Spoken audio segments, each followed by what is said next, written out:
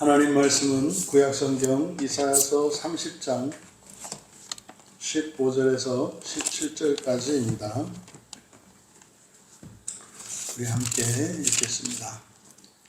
주 여호와 이스라엘의 거룩하신 이가 이같이 말씀하시되 너희가 돌이켜 조용히 있어야 구원을 얻을 것이요 잠잠하고 신뢰하여야 힘을 얻을 것이거늘 너희가 원하지 아니하고 이르기를 아니라 우리가 말 타고 도망하리라 하였으므로 너희가 도망할 것이요 또 이르기를 우리가 빠른 짐승을 타리라 하였으므로 너희를 쫓는 자들이 빠르리니 한 사람이 꾸짖은즉 천 사람이 도망하겠고 다섯이 꾸짖은즉 너희가 다 도망하고 너희 남은 자는 겨우 산 꼭대기에 깃대 같겠고 산 마루 위에 기치 같으리라 하셨느니라.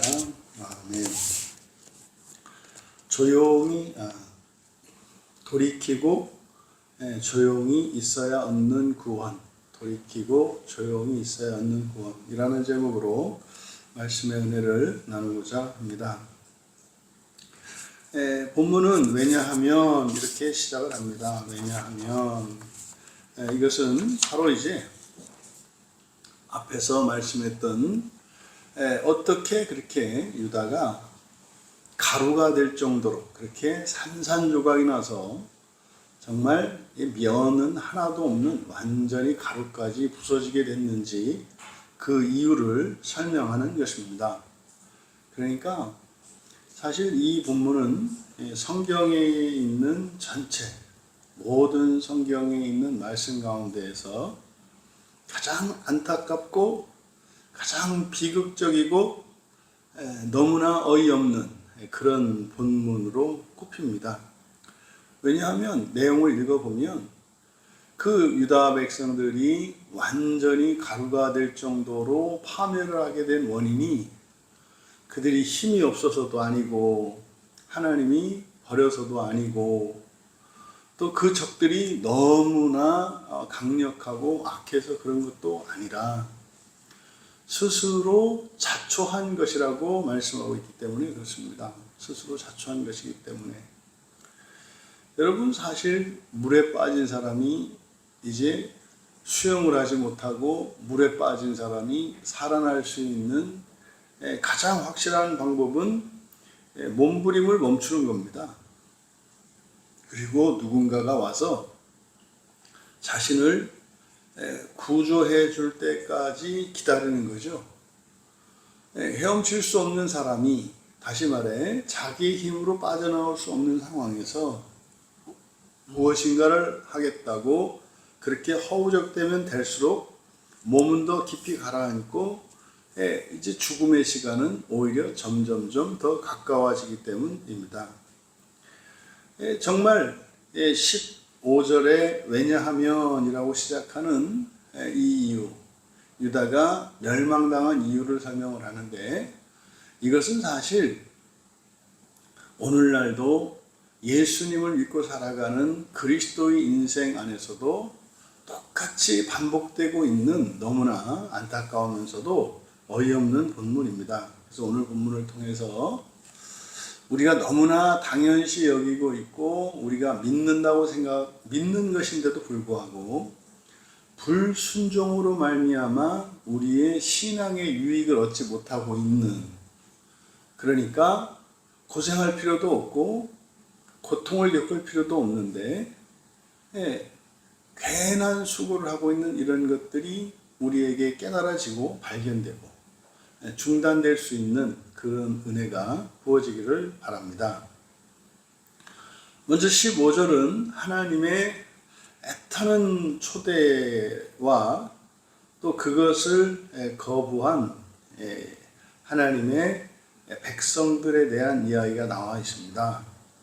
그래서 15절 원문에 왜냐하면으로 시작된다고 했는데 여기를 그대로 직역하면 왜냐하면 주 여호와 나의 주 여호와 이스라엘의 거룩하신 이가 이같이 말씀하셨으나 너희가 돌이키고 안식함으로 구원을 얻을 것이요 잠잠함과 믿음 안에 너희 힘이 있을 것이다 라고 하셨으나 너희가 원하지 않았기 때문이다, 이렇게 되는 겁니다. 그러니까 지금 15절의 내용을 보면 하나님께서 그들을 구원하시려고 구원의 손길을 뻗으셨는데 그들이 그것을 거부했다고 이야기하고 있는 겁니다. 근데 지금 여기에 하나님에 대한 아주 독특한 성호가 단 한 번 여기에 사용이 되는데, 우리말 성경 기준으로 주 여호와 이스라엘의 거룩하시니 라는 표현입니다. 아도나이, 나의 주거든요. 나의 주 여호와 이스라엘의 거룩하시니, 이렇게 삼중 구조로 하나님의 성호가 사용되고 있습니다. 이것은 하나님이 나의 주, 절대 주권자이시고, 또 여호와는 언약의 하나님이시잖아요. 언약에 신실하시고, 또 이스라엘의 거룩하시니, 이스라엘을 거룩하게 하시는 분이죠. 그러니까 이 삼중구조의 여호와의 이름, 하나님의 이름이 바로 그들의 구원을 절대적으로 보증하셨다는 것. 하나님이 자신의 모든 명예와 이름을 걸고 그들에게 살 길을 제시했다는 것. 그런데 그들이 거절하고 스스로 멸망당했다는 겁니다. 이제 여호와 하나님께서 그들에게 멸망당하기 전에 그들에게 제시하셨던 이제 구원의 공식이 있습니다. 첫째가 너희가 돌이켜 조용히 있어야 구원을 얻을 것이요. 그냥 있어야 라기보다는 있으면 이렇게 되는 겁니다. 그래서 돌이킴과 조용함.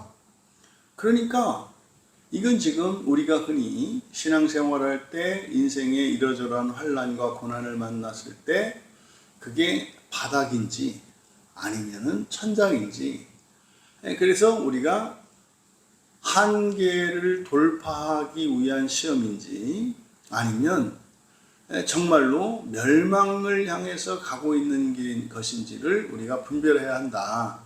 지금 여기에 등장하는 유다는 바닥이죠.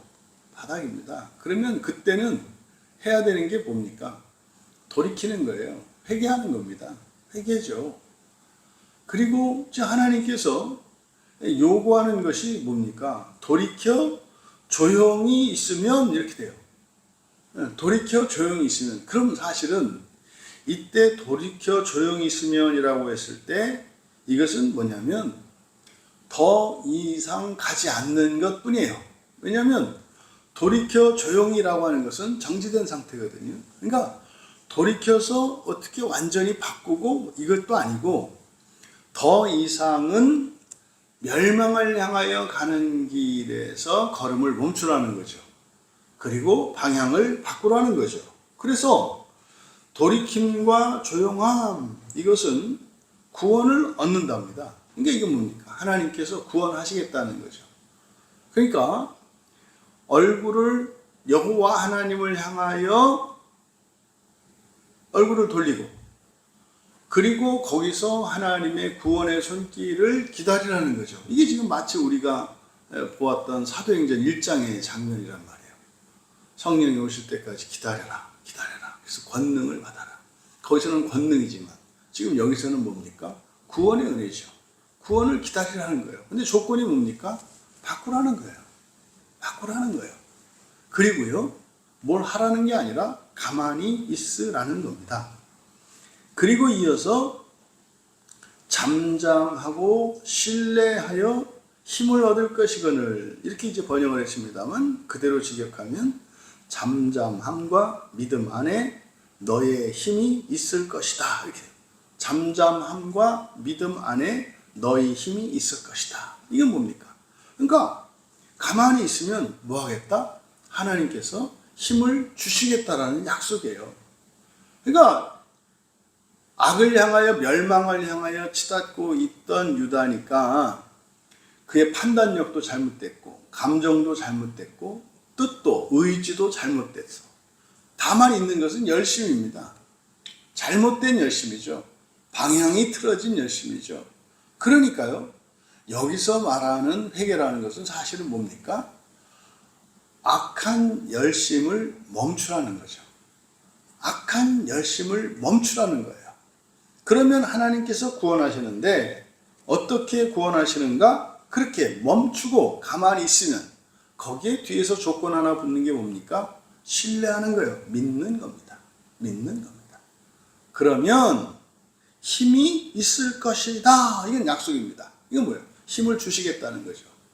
그러니까 돌이켜서 이제 바른 길로, 선한 길로, 의의 길로, 부활의 길로 나올 수 있는 힘을 주시겠다는 약속입니다. 그러니까 사실상 지금 유다에게 하나님께서 요구하셨던 것은 뭡니까? 뜻을 바꾸라는 거예요. 뜻을 바꾸라는 거예요. 그리고 열심을 멈추라는 거예요. 그러니까 실천적으로는 열심을 멈추는 것이겠고, 열심을 멈추어서 그 자리에 정지하는 거죠. 그리고 나서 어떻게 해라? 잠잠하고 믿으라는 겁니다. 그러면 하나님께서 구원하시겠다는 거죠. 그러나 그들이 어떻게 했다? 그러나 너희가 원하지 아니하고. 그러니까 여기서 이제 원하다라고 번역을 했는데 아바입니다. 아바. 그러니까 이것은 기꺼이 뭐뭐하다 이런 뜻이거든요. 기꺼이 그러지 않았다. 아니 망하고 있는 사람에게 도와주겠다고 가만히만 좀 있으라고 하던 모든 일을 중단하라고. 그러면 그 망하던 사람이 네 하고 순종할 일이지 않습니까? 그런데 왜 기꺼이 하지 않았을까요? 아직 자기 생각에는 기회가 남아있기 때문이죠. 소망이 있기 때문입니다. 힘이 있기 때문입니다. 그게 뭐예요? 열심이죠. 낼 수 있는 열심이 있기 때문에 그 열심으로 무엇인가를 하려고 한다 이 말이에요. 여러분, 열심은 시너지를 일으키는 거라고 했습니다. 그래서 선한 일을 할 때 더 선을 향하게 하고 악한 일을 저지를 때도 더 악을 향하게 해요. 그래서 이 열심이라고 하는 것은 이 욕심, 열심, 열정 이거는 바로 가치 중립적이다. 그래서 여러분, 특히 우리 한국교회가 우리의 인격성 가운데에서 열심을 굉장히 지나칠 정도로 중시하거든요. 그러니까요, 방향을 알지 못하는, 선과 악을 알지 못하는 사람들에게 열심은 가장 치명적인 악이 됩니다. 그러니까 지금 유다를 향하여 인간적으로 이들은 아수르의 침략으로부터 자신의 나라를 지키기 위해서 애굽을 찾아가서 외교적 수완을 발휘하고 그들이 가지고 있는 이러저러한 보물들을 갖다 바쳐서 그들의 원조를 받으려고 하는 이런 노력, 얼마나 큰 노력이고 애씀과 수고가 있겠습니까? 그런데요, 멈추라는 거죠. 여러분, 이거는 오늘을 살아가는 우리들에게도 다르지 않습니다. 근데 마찬가지로 뭐 한다고요? 물리친다는 거죠. 그래서 어저께 앞에서 우리가 살펴보았던 것처럼 정말 절망을 해야 모든 소망과 기회가 사라지고 할 수 있는 힘이 완전히 바닥나서 이렇게 가루가 될 정도가 돼야 하나님의 구원을 소망하게 되는 이런 모순적 역설적 존재라고 하는 사실을 우리가 잊으면 안 됩니다. 그럼 어떤 사람만 그런 것이 아니라 이것은 일반적인 원리다 이 말이에요. 그래서 이어 16절에 아니라고 부인하면서 하는 게 뭡니까? 아니라 우리가 말 타고 도망하리라 하였으므로 너희가 도망할 것이요 우리가 빠른 짐승을 타리라 했으므로 너희를 쫓는 자들이 빠를 것이다. 지금 사도 이사야 선지자는 지금 인생에 일어난 일들이 얼마나 기가 막힌 일인지를 언어 유희를 통해서 인간의 어리석음과 무모함과 참 그 거짓됨을 가르쳐주고 있습니다.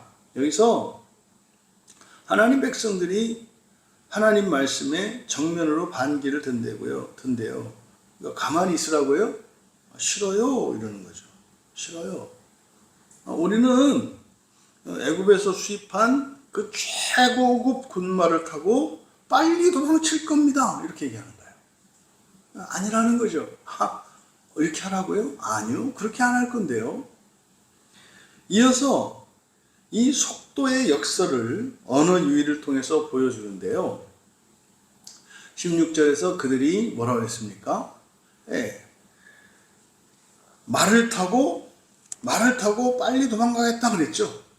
근데 여러분, 말을 타고 도망가겠다. 여기서 이제 말을 나타내는 히브리어가 수스이거든요. 수스. 그리고 도망친다 할 때 도망이 나누스입니다. 그러니까요, 말 타고 도망칠 수 있다는 거죠. 근데 지금 이들의 생각은 뭡니까? 말은 빠르니까 최고급 말을 타면 바로 우리가 이 위험에서 벗어날 수 있을 거라고 생각을 한 거죠. 그러니까 이렇게 하면 뭐예요? 그냥 우리가 살 수 있을 거라고 생각한 거예요. 그러니까 수스와 나누스 이걸 가지고 하나님께서 말씀하시는 거죠. 그래? 그러면 너희가 도망하겠다 했으니까 도망갈 것이고 또 말을 타겠다고 그랬으니까 말을 타고 도망가는 신세가 되게 해줄게 이렇게 얘기를 하는 거예요. 그러니까 평생 말을 타고 빨리 도망가겠다고 하는 그들의 그 말대로 하나님께서 어떻게 하시는 거예요? 그래, 말 타고 도망가게 해준다는 거예요. 근데 그들이 말하는 도망이라고 하는 것은 이제 안전해지고 구원을 받는 거잖아요. 근데 그게 아니라 평생 동안 말을 타고 쫓겨야 되는 도망자 신세가 되게 하신다는 거죠. 그러니까 우리는 구원이라고 생각을 하는데, 그러니까 이 문제만 해결하면은 그게 다 해결됐다고 생각하는데, 여러분, 문제 뒤에는 문제로 꼬리지어 이어져 있습니다. 문제는 문제를 낳고 문제는 문제를 낳게 돼 있어요. 그래서 우리는 그 하나하나의 문제를 해결하는 것을 목적에 두면 안 되고 문제들을 구원의 방편으로 삼아야 하는 거죠. 그래서 문제를 풀고 산을 하나 넘으니까 또 산이 나오네. 그 산을 넘으니까 또 산이 나오네. 마지막 언젠가는 지쳐서 쓰러지게 되어 있습니다. 그게 아니라 이러한 산이 나타났을 때, 적이 나타났을 때 그 문제로 우리는 쫓기는 자가 아니라 오히려 그 문제를 통해서 구원을 이루는 자가 되어야 되죠. 근데 이들은 이미 도망가기로 한 겁니다. 그래서 말 타고 빨리 도망가겠다라고 했지만 사실은 그러면은 적들이 너희들 말대로 적들이 너희들을 빨리 쫓아오게 할게. 근데 이들이 생각했던 건 뭡니까? 적들보다 우리가 더 빨리 달리면은 이제 안전하게 도망칠 수 있다고 생각을 하는데 그게 아니라 구원책이 아니라 빠른 말을 타고 도망갈 수밖에 없는 상황을 만들어 주시겠다는 거예요. 그러니까 우리의 생각과 하나님의 뜻이 그리고 상황에 대한 인식이 다르다는 겁니다. 그래서 이들이 빠른 것을 탔다. 그래서 빠른 것, 칼이거든요. 빠른 것을 탔다. 칼. 그런데 아수르 군대의 발이 더 빠를 겁니다. 이거는 아칼루. 아칼로. 이게 언어이에요. 칼과 아칼. 그러니까 우리가 빨리 갈 거예요. 그랬더니 하나님이 어떻게 해요? 그들이 아칼로 더 빠를 거야. 되지 않는다는 거죠. 우리의 지혜로, 우리의 힘으로, 우리가 생각해낸 어떤 해결책으로는 해결이 되지 않는다. 그 결과 오히려 우리가 이런 빠른 수단 이것을 활용을 하는 것 때문에 사실은 오히려 상황이 더 나빠지죠. 차라리 걸어서 도망가면은 아수르도 걸어서 쫓아올 텐데 말 타고 도망가니까 더 빠른 말을 타고 도망간다는 거예요. 더 힘을 쓰니까 더 힘을 써서 쫓아온다는 거예요. 여러분, 그 어떤 이 세상의 것이 하나님의 심판을 막을 수 없고 늦출 수 없고 속도를 앞지를 수 없어요. 절대로. 그러니까 여러분, 속도를 내고 어떤 힘과 능력을 갖추고 그것은 사실상 이제 성경을 통해서 하나님의 구원의 원리를 깨닫는 사람은 그게 큰 의미가 없다는 걸 알게 됩니다. 얼마나 빨리 성공하느냐, 얼마나 빨리 위대해지느냐, 그것은 정말 아무 소용이 없다는 걸 알게 돼요. 심지어 교회 안에서 얼마나 신앙적으로 성장하느냐, 얼마만큼 뛰어난 사람이 되느냐, 이거는 아무 의미 없다는 걸 알게 돼요. 왜요?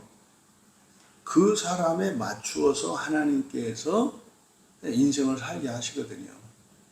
힘이 없는 사람이라면 그 작은 힘으로 풀 수 있는 문제를 주실 거고요. 힘이 세고 아주 총명이 뛰어난 사람이라면 굉장한 수고와 이렇게 애를 써야 풀 수 있는 문제를 내주실 것이기 때문에 초등학생은 초등학생에게, 고등학생은 고등학생에게, 대학생은 대학생에게 맞는 문제를 내주기 때문에 똑같이 시험에 대한 스트레스도 같고 난이도도 같단 말이에요. 본인들에게는. 그래서 여러분, 이러한 불순종의 결말이 무엇인지를 17절에서 보여주는데, 한 사람이 꾸짖은 즉 1000사람이 도망하겠고 5이 꾸짖은 즉 너희가 다 도망하고. 이거는 여러분 너무나 마음 아픈 얘기입니다. 이건 뭐냐면 언약적 축복의 완전한 역전이에요. 이게 레위기 26장 8절의 거꾸로거든요. 레위기 26장 8절에 보면은요, 이스라엘 백성들이 말씀에 순종을 하면요, 너희 5이 100을 쫓고 너희 100이 만을 쫓을 것이다, 이렇게 돼 있거든요. 그러니까 흔히 말하는 일당 100이죠. 일당 100이 될 것이다, 이렇게 얘기를 하는 거예요. 그런데 지금 이 본문에서는 어떻게 되어 있습니까? 적군 한 사람이 너희 1000명을 도망치게 할 거야. 적군 5이 너희들 모두를 다 능가할 거야. 여러분, 하나님이 이 세상을 창조하실 때 사람에 대한 계획을 세우셨는데 그게 예정이라고 했어요. 그 예정은 순종과 불순종이거든요.